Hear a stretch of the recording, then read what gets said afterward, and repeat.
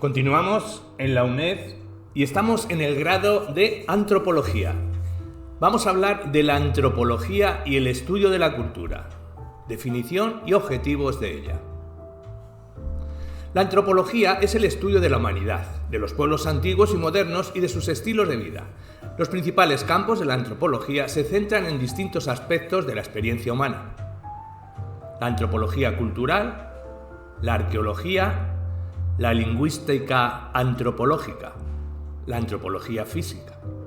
Hablemos de ello. La antropología cultural o social es la que se ocupa de la descripción y análisis de las culturas del pasado y del presente. La etnografía es una subdisciplina de la antropología cultural y describe e interpreta las culturas existentes hoy en día. Las ramas más importantes son antropología aplicada, antropología médica, antropología urbana y antropología del desarrollo. La antropología aplicada estudia y hace propuestas para solucionar problemas prácticos y evaluar resultados. La antropología médica estudia los factores biológicos y culturales de la salud y en la enfermedad y el tratamiento del enfermo. La antropología urbana estudia la vida en la ciudad. Y la antropología del desarrollo, que estudia las causas del subdesarrollo y del desarrollo entre las naciones menos desarrolladas. La arqueología. La arqueología y la antropología social tienen objetivos similares, pero se diferencian en los métodos que emplean y en las culturas que estudian. La arqueología estudia los restos materiales que dejan las culturas del pasado. Sin los descubrimientos de la arqueología no nos sería posible comprender el pasado humano, sobre todo allí donde los pueblos no dejan libros ni registros escritos de ningún tipo. Las ramas más importantes son la arqueología histórica, la industrial y la contractual. La arqueología histórica, estudia las culturas del pasado reciente por medio de una combinación de material escrito, archivado y las excavaciones arqueológicas. La arqueología industrial usa técnicas de la arqueología histórica para centrarse en factorías e instalaciones industriales. Y la arqueología contractual lleva a cabo encuestas arqueológicas para defensa del medio ambiente y la protección de lugares históricos. La lingüística antropológica. Esta es el estudio de la gran diversidad de lenguas habladas por los seres humanos. Los lingüistas de orientación antropológica intentan reconstruir la historia de estas lenguas. Se interesan por la forma en que el lenguaje influye y es influido por otros aspectos de la vida humana, por la relación entre la evolución del lenguaje y la evolución de nuestra especie, asimismo como de la relación entre la evolución de las lenguas y la evolución de las diferentes culturas. Las ramas más importantes de ellas son la lingüística histórica, la descriptiva y la sociolingüística. La lingüística histórica, esta reconstruye los orígenes de lenguas específicas y de las familias de lenguas. La lingüística descriptiva estudia la síntesis y la gramática de las lenguas. Y la sociolingüística, esta estudia el uso actual de la lengua en la comunicación cotidiana. Y de la antropología física o antropología biológica, esta asocia los demás campos antropológicos con el estudio de los orígenes animales y la naturaleza biológicamente determinada del Homo sapiens. Los antropólogos físicos tratan de construir el curso de la evolución humana mediante el estudio de los restos fósiles de especies antiguas similares a la especie humana. Asimismo, intentan describir la distribución de las variaciones hereditarias entre las poblaciones contemporáneas y deslindar y medir las aportaciones relativas a la herencia, la cultura y el medio ambiente a la vida humana. Las ramas más importantes son la primatología, la paleontología humana, la antropología forense y la genética de población. En cuanto a la primatología, esta estudia la vida social y biológica de los monos, grandes monos y otros primates.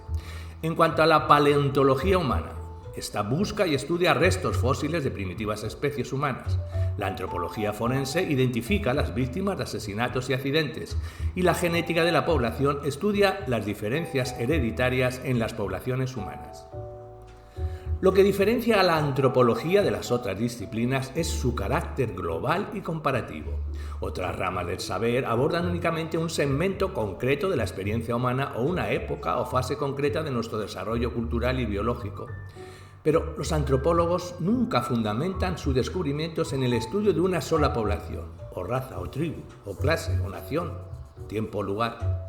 Los antropólogos insisten, ante todo, en la necesidad de contrastar las conclusiones extraídas del estudio de un grupo humano o de una determinada civilización con datos procedentes de otros grupos o civilizaciones.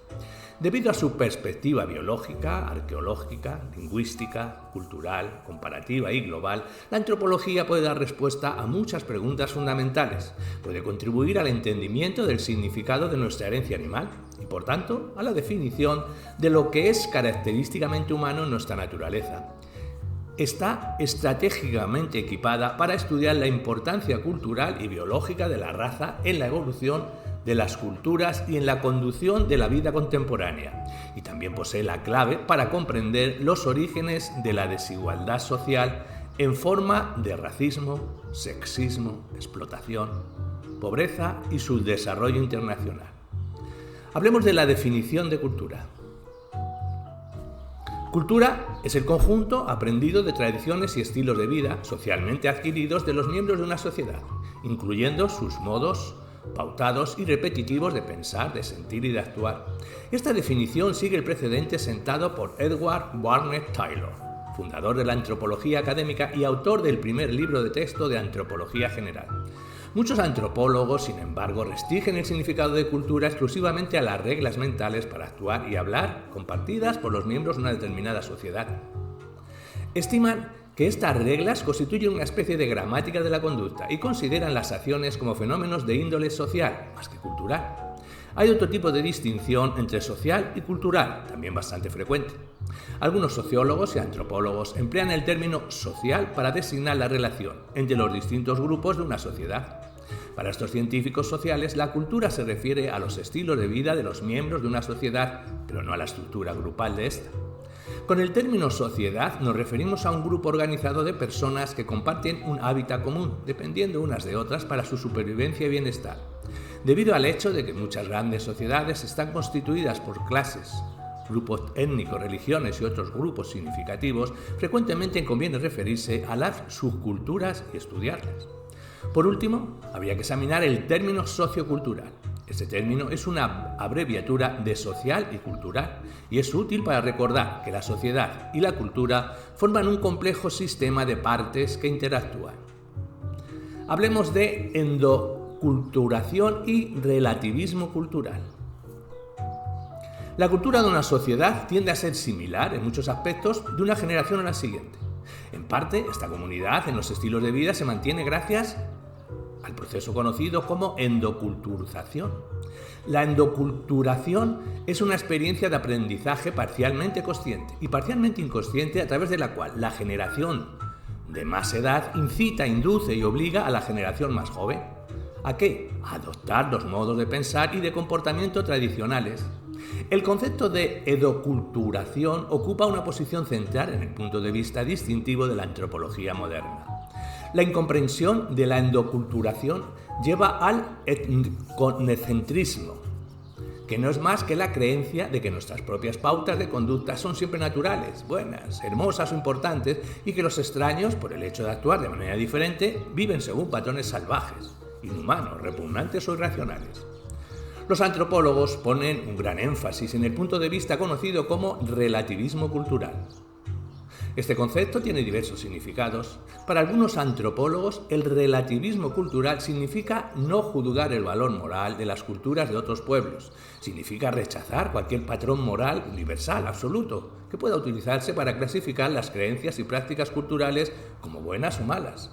Como cualquier otra persona, una parte de los antropólogos realizan juicios éticos sobre ciertas clases de pautas culturales, pero procuran minimizar los efectos de sus creencias y preferencias en el desarrollo de sus investigaciones. En las condiciones del mundo actual, resulta fácil ver que la endoculturación no puede explicar una parte considerable de los estilos de vida de los grupos sociales existentes. Las antiguas pautas no siempre se repiten con exactitud en generaciones sucesivas y continuamente se añaden nuevas pautas. En los últimos tiempos, este fenómeno de innovación ha alcanzado tales proporciones en las sociedades industriales que los adultos, programados como estaban para la continuidad generacional, se han sentido alarmados por el abismo generacional existente. El fenómeno en cuestión ha sido denominado abismo generacional. La endoculturación, en otras palabras, puede explicar la continuidad de la cultura, pero no puede dar cuenta de la evolución de ella. Incluso en lo que se refiere a la continuidad, la endoculturación tiene importantes limitaciones. Toda pauta replicada no es necesariamente el resultado de la programación de una generación sobre otra. Muchas pautas replicadas son producto de la reacción de sucesivas generaciones ante condiciones de vida social parecidas. Muchos pobres se alojan en viviendas, se alimentan, trabajan y constituyen familias según pautas que replican la subcultura de sus padres, no porque sus progenitores deseen que sigan esas pautas, sino porque se enfrentan a los mismos condicionantes políticos, sociales y económicos. Mientras que la endoculturación hace referencia a la transmisión de rasgos culturales por vía generacional, la difusión designa transmisión de rasgos culturales de una cultura y sociedad a otra distinta. Este proceso es tan frecuente que cabe afirmar que la mayoría de los rasgos hallados en cualquier sociedad se han originado en otra. No obstante, en los últimos años, la difusión ha perdido fuerza como principio explicativo. Nadie duda que, en general, cuanto más próximas están dos sociedades, tanto mayores serán sus semejanzas culturales. Pero estas semejanzas no pueden atribuirse sencillamente a una tendencia automática a la difusión de rasgos. Es probable que sociedades próximas, en el espacio, ocupen ambientes similares, de ahí que sus semejanzas pueden deberse a la adaptación a condiciones parecidas. Pero, por otra parte, existen además numerosos casos de sociedades en estrecho contacto durante cientos de años que mantuvieron estilos de vida radicalmente diferentes. La resistencia a la difusión, en otras palabras, es tan común como su aceptación. En síntesis, la difusión no es más satisfactoria que la endoculturación, como forma de explicar las diferencias y las similitudes culturales. Si en la determinación de la vida social humana solo interviniesen la difusión y la endoculturación, lo lógico sería esperar que todas las culturas fueran y permanecieran idénticas. Pero no es así. Hablemos de aspectos mentales y conductuales de la cultura. Los antropólogos culturales emplean muchos métodos diferentes para aprender las pautas culturales. Hacen encuestas, censos, entrevistas, grabaciones. No obstante, el método antropológico más distintivo es la observación de participantes. Este método implica convivir con una población por un periodo largo de tiempo y participar lo más posible en sus actividades cotidianas, charlar, escuchar o simplemente mirar. El objetivo de un trabajador de campo es adquirir conocimiento tanto del aspecto mental como del conductual de una cultura. El aspecto mental está formado por los pensamientos y sentimientos que existen a diferentes niveles de conciencia. El antropólogo puede llegar a su conocimiento a través de distintos caminos: observación del lenguaje corporal, preguntas adecuadas, conversaciones temáticas. Además, los antropólogos observan, miden, fotografían y toman notas de lo que la gente hace durante sus actividades.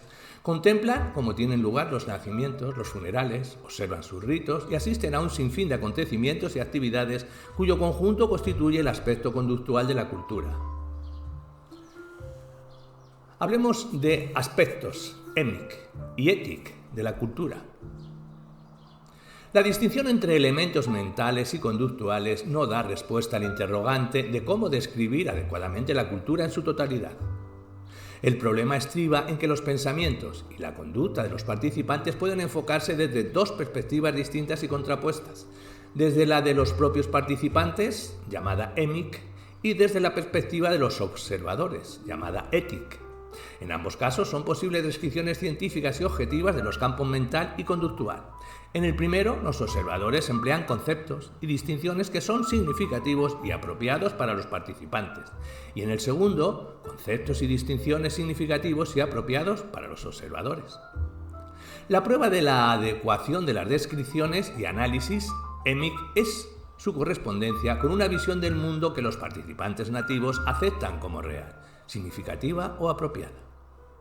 Al llevar a cabo la investigación en el modo émic, los antropólogos tratan de adquirir un conocimiento de las categorías y reglas necesarias para pensar y actuar como un nativo. En cambio, la prueba de la adecuación de las descripciones étic es, sencillamente, su capacidad para generar teorías científicas sobre las causas de las diferencias y semejanzas socioculturales, empleando categorías y reglas derivadas del vocabulario de la ciencia. Los estudios ETIC comportan con frecuencia la medición y yuxtaposición de actividades y acontecimientos que los informadores nativos encuentran inadecuados o carentes de significado. Para poder comparar las culturas, el antropólogo tiene que recoger y organizar los datos culturales en relación con aspectos interculturales o partes del sistema sociocultural. Al inventario total de estos aspectos recurrentes o partes se les denomina el patrón universal. Harris utiliza un patrón universal que consta de 3 grandes divisiones: la infraestructura, la estructura y la superestructura.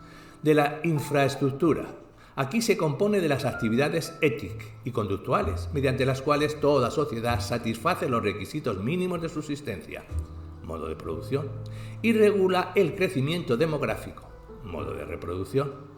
De la estructura, aquí se halla constituida por las actividades económicas y políticas de tipo ético y conductual, mediante las cuales toda sociedad se organiza en grupos que distribuyen, regulan e intercambian bienes, trabajo e información. Y de la superestructura, esta consiste en conductas y pensamientos dedicados a labores artísticas, lúdicas, religiosas e intelectuales, junto a los aspectos mentales y émic de la estructura e infraestructura de una cultura. Los tipos de investigación que desarrollan los antropólogos, así como los tipos de conclusiones que subrayan, están muy influidos por las premisas básicas que establecen sobre las causas de la evolución cultural. Esas premisas se denominan estrategias de investigación o paradigmas. Harris enfatiza la infraestructura como una causa de la estructura y la superestructura. A esto se le llama materialismo cultural, y bajo ese lenguaje de vista ha elaborado su obra. Lenguaje y cultura. En este tema se hace una introducción a la lingüística antropológica. Comienza con un análisis de los rasgos en las lenguas humanas y a continuación se analiza las diferencias de unidades fonéticas y fonemas. Después se explora la relación entre lengua y cultura y finalmente abordaremos los procesos del cambio lingüístico. Hablemos de productividad. Los lenguajes humanos consiguen la universalidad semántica debido en parte a las características conocidas como productividad. A cada mensaje que mandamos siempre podemos añadir otros cuyo significado no es posible predecir partiendo de la información de mensajes previos. Los lenguajes no humanos tienen escasa productividad. Por ejemplo, en el lenguaje del gibón existen nuevos tipos de llamadas básicas que contienen información socialmente útil, tal como estoy aquí, tengo hambre, peligro, etc. Debido a que la llamada se puede repetir con distinto volumen y duración, el sistema posee productividad, pero esta es muy escasa, ya que, por ejemplo, una llamada de peligro repetida 20 veces no aporta más información que la misma llamada repetida 19. En definitiva, que la cantidad de información no aumenta en proporción con la extensión del mensaje. En cambio, la productividad del lenguaje humano es extremadamente eficaz. Nuestros mensajes no tienen por qué ir haciéndose cada vez más largos con el propósito de incluir más y más información, sino que al contrario, podemos ir matizando el mensaje original con una sucesión de mensajes cortos que van aumentando y enriqueciendo la información precedente. Por ejemplo, cuidado, veo un movimiento extraño por allí. Creo que es un leopardo. Se ha subido a aquel árbol. Además, nuestra productividad no está limitada a los pocos temas sobre los que hablan los gibones y otros primates, sino que por el contrario, somos capaces de producir un número infinito de mensajes sobre un infinito número de temas. Hablemos de desplazamiento. Otro componente de la universalidad semántica es el rasgo conocido como desplazamiento. Un mensaje se considera desplazado cuando ni el emisor ni el receptor tienen contacto inmediato directo sensorial con las condiciones o sucesos a los que el mensaje se refiere. Esto contrasta con los sistemas de comunicación no humanos. Por ejemplo, entre los primates, normalmente solo el que escucha muestra un cierto grado de desplazamiento, ya que entiende el mensaje de peligro a cierta distancia, pero el emisor debe estar en contacto sensorial con la fuente de peligro para poder emitir el mensaje adecuado. En la comunicación humana, el emisor y el receptor, ambos, están frecuentemente desplazados. Es una rutina para nosotros hablar sobre gentes, lugares y cosas vistos, oídos o sentidos en el pasado o en el futuro, y sobre lo que otros nos han contado, o sobre aquello que tiene una existencia absolutamente imaginaria. Desplazamiento es la característica que hace posible al ser humano la transmisión de información abstracta. Algunas de las grandes glorias humanas, incluyendo la literatura, la poesía y la ciencia, están basadas en el desplazamiento, aunque también la mentira y el engaño.